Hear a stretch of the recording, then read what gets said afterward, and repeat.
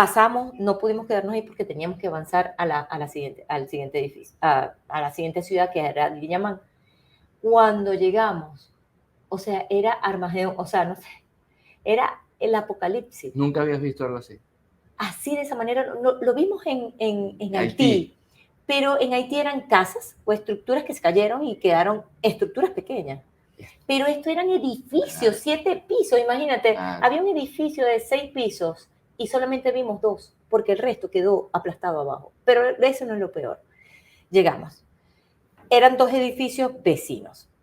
Entonces, en el primer edificio, Miguel, estaban los búlgaros. Entonces llaman a los venezolanos para que lleven los caninos.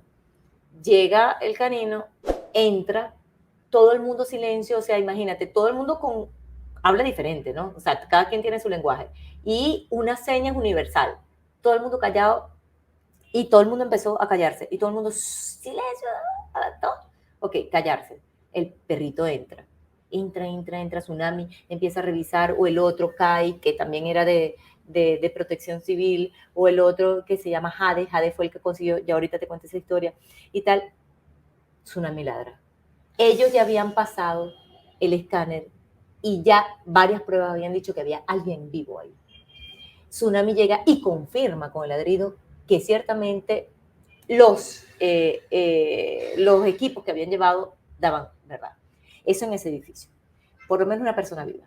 En el edificio de al lado habían al menos 3 personas vivas, según el escáner que pasó los chinos. Okay. Pero la infraestructura estaba tan débil que los chinos comenzaron a hacer túneles y comenzaron a colocar, tú sabes, cuando se hacen las construcciones que colocas para... Ajá.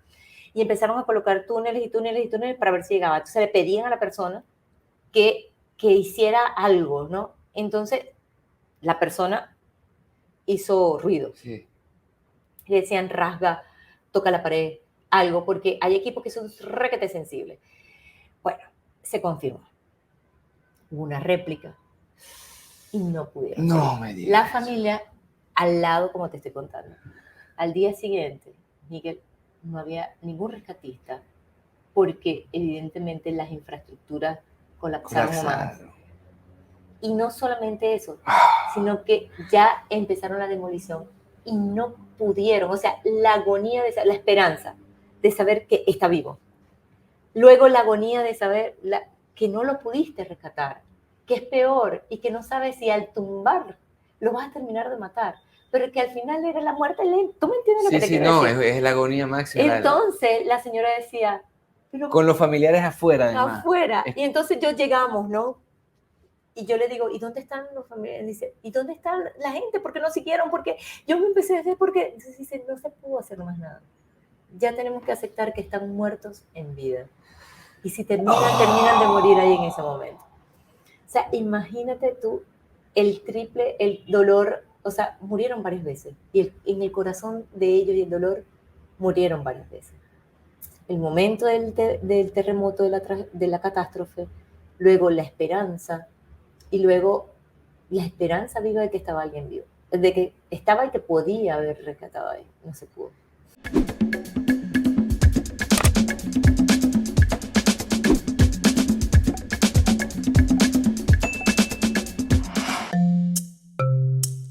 Laiguana.tv.